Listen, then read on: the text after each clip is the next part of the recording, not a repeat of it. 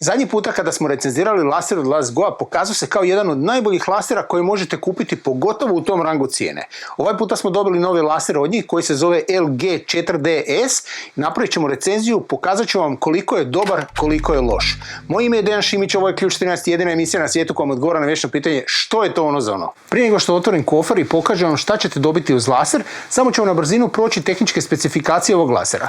Kao što sami možete vidjeti, znači ovo je 4D, imamo dvije vodoravne i dvije okomite linije. Samo nivelirajući je, znači isto tako možete vidjeti. Radi po principu klatna, znači čući ćete unutra da je klatno. Točnost mu je 0,3 mm po dužnom metru. Domet mu je 30 metara, međutim mi smo ga dobili sa dojavljivačem, sa znači receiverom i možemo ići do 100 metara u toj situaciji. Znači ovaj novi nosač ima neke dobre beneficije. Znači opet može biti samostalan, znači da vam drži laser znači na stolu, na podu i da preko njega rukujete sa laserom. Ima štipaljku od ozada, znači možemo ga na brzinu zakačiti na C profil ili neku drugu situaciju. Može se i dalje gore dole namještati. Da, možete ga pomicati lijevo desno, možemo ga rotirati znači oko svoje osi, možemo ga udaljiti ovdje napred nazad.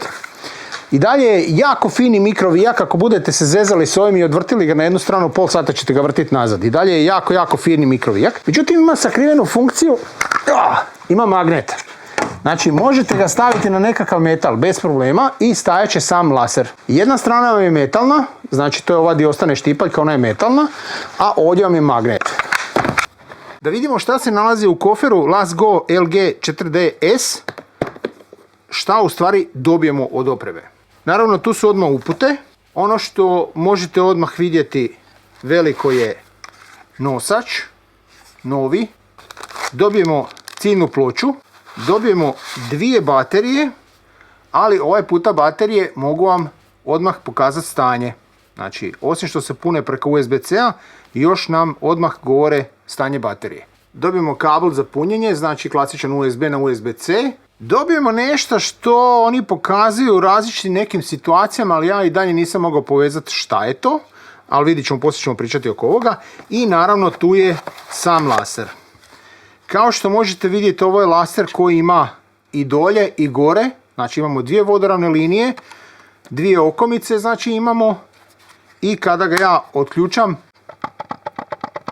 po zvuku znate da je unutra kao princip klatna i da radi na tom sistemu. Baterija se ubacuje na klasičan način, znači otvorimo samo, ubacimo bateriju, zatvorimo. Kada želimo laser upaliti, naravno sama sklopka je ovdje. I upalili smo laser.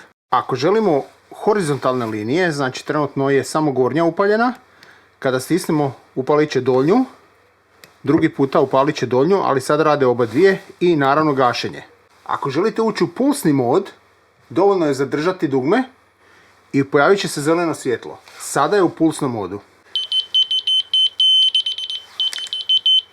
Ako moramo koristiti tilt mod znači da laser neće se moći samo nivelirati, ali će dalje pokazivati liniju. Moramo ugasiti laser, znači dok je ugašen zadržite tipku, on će se upaliti.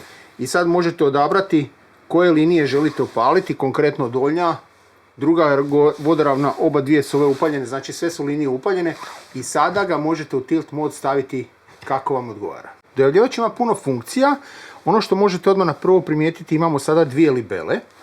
Ekran, znači sam senzor koji nam očitava lasersku zraku. Kad ga upalimo ovdje, na ekranu nam govori u kojem položaju je postavljeno, da je zvuk uključen, da je baterija puna.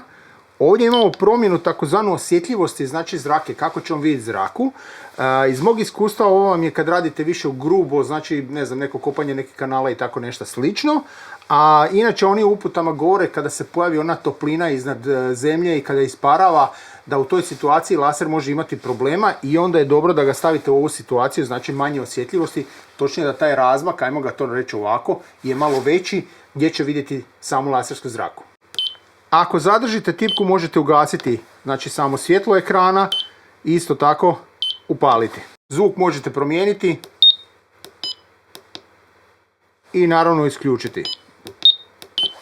Sa obje strane je pripremljeno da možete ocrtati kada ste našli točno gdje trebate biti, znači s oba dvije strane kao što možete vidjeti. Ali ono što se nalazi s druge strane je vrlo bitno, znači imamo drugi ekran, govori nam isto tako bateriju, stanje, znači zvuka kojeg smo namjestili, osjetljivost koju smo namjestili i odmah nam pokazuje da je 38,1 mm od ove crte do ruba samog receivera i isto tako 100,4 prema dole. Ovo što sad tu vidite, to je u stvari magnet. Čak na magnet se može držati, neću reći da je baš jak, ne bi savjetovao da sad nešto budete jako sigurni u ovo. Bolje da koristite sljedeći alat. Imate vijak, imate rupu koja je pripremljena znači za ovaj nosač.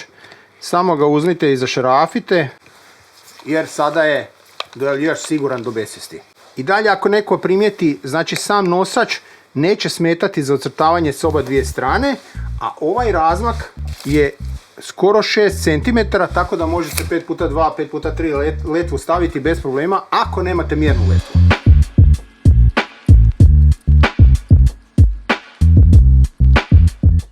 Evo, nalazimo se na stadionu NK Brijest i sad ćemo ponovo provjeriti istu stvar. Znači trenutno je laser na centru kao što možete vidjeti, postavljen je dojavljivač da može javiti. Znači gol, kao što smo rekli, sam teren mora biti 90 metara, idemo do gola i malo dalje da vidimo koliko sam dojavljivač radi. Pa krenimo do gola, znači dojavljivač bez problema, evo, nalazimo se, gol, on javlja, tu smo, samo malo, otićemo i dalje. Znači situacija broj 2, sada, bez problema, idemo još dalje, odlično. Znači, i tu radi. Znači sam kut. Moram izračunati koliko je to metara odavde. Kao što možete vidjeti, ovaj dojavljivač ima dva ekrana, ima jedan od napreda i jedan od ozada. Ovo je u stvari prekopirana funkcija sa profesionalnih dojavljivača iz jednog vrlo jednostavnog problema koji se često pojavljuje na terenu. A to je sljedeća stvar. Mi ne znamo gdje je linija, mi na tom 50 metru zaboravite, nećete ništa vidjeti, pogotovo ne po danu, i vi nesvjesno dođete i našli ste tu liniju, ali svojim tijelom zablokirate zraku, sad on ne vidi zraku i vi niste sad sigurni koliko gore dole i mislite čak da dojavljivač ne radi. Da bi riješili taj problem, vi u principu sad idete sa leđa i gledate gdje je i možete vidjeti na ekranu da li trebate ići gore i dole i možete odmah obilježiti.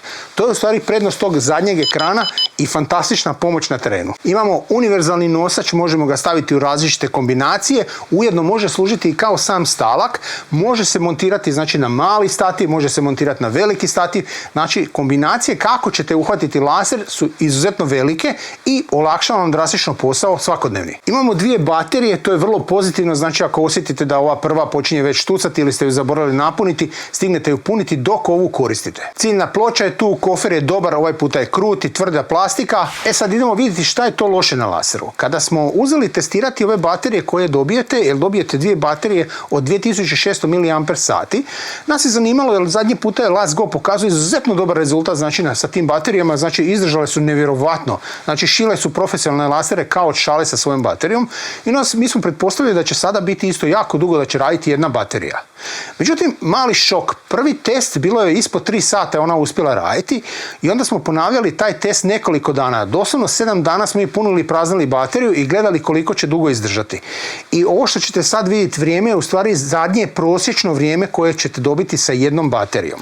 Napomena, dobijete dvije, tako da to nije toliki problem, ali opet smo iznenađeni da je toliko malo da je ovaj puta palo ta baterija, ajmo reći pokazala je slabija se nego od prethodnog lasera. Drugo što nam se ne sviđa na ovom laseru, zadnji puta smo dobili daljinski. Daljinski je velika pomoć. Vi kad stavite laser visoko gore, vi morate otići ljestvama da bi promijenili nešto, ako ste zaboravili upaliti, ugasiti, staviti nekakav položaj ili nešto.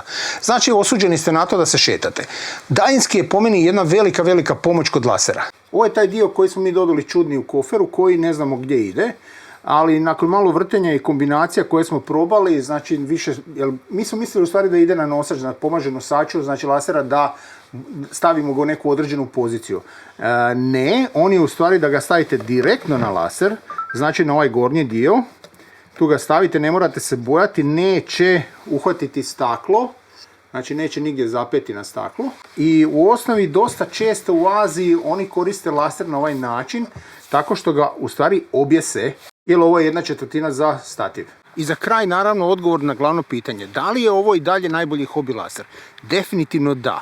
Znači, osim što imamo jako dobru opremu, možemo ga postaviti u bilo koju situaciju, želimo iskoristiti svaki element iz kofera što dobijete, znači nemoguće misije, on će napraviti i moći ćete ga postaviti. Drugo, dobili smo 2 baterije, oba 2 baterije su fantastične, jer možemo raditi sa jednom baterijom preko 6 sati.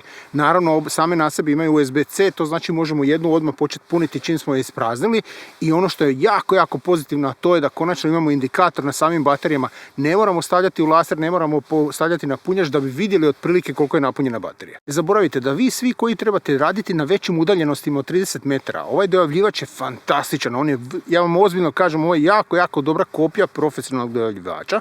Dobit ćete puno više nego što očekujete. Kao što sam rekao, bateriju mi nismo još do sada ispraznili, a glupirali smo se, radili smo svakake bezvezne stvari. Ujedno, sama cijena lasera nije toliko visoka, tako da je dobra za hobiste i ujedno i za profesionalce. Sam Lasgo je čitao vaše komentare i dosta dobro to obratio pažnju i napomenio je ovaj puta da je bolje da kupujete preko Amazona. Znači, ja ću vam u opisu videa staviti link, znači da možete direktno ići na proizvod preko Amazona da ga kupujete, ali ću vam ujedno staviti link preko njihove direktne stranice. Oni kažu da će vam biti malo skuplje ako idete preko njihove stranice. A ja ću vam reći zašto ću vam ovaj drugi link staviti. Zato što ako možda neko iz Makedonije, možda u vašoj situaciji je bolje da idete preko direktne njihove stranice, a ne preko Amazona, a možda nekome je bolje preko Amazona. Provjerite jednu i drugu stranu, plus stavit ću vam kupon kod koji možete iskoristiti, znači da dobijete dodatni popust. Evo ga, to je bilo sve. Hvala svima što ste gledali do kraja. Doviđenja i vidimo se u sljedećoj epizodi.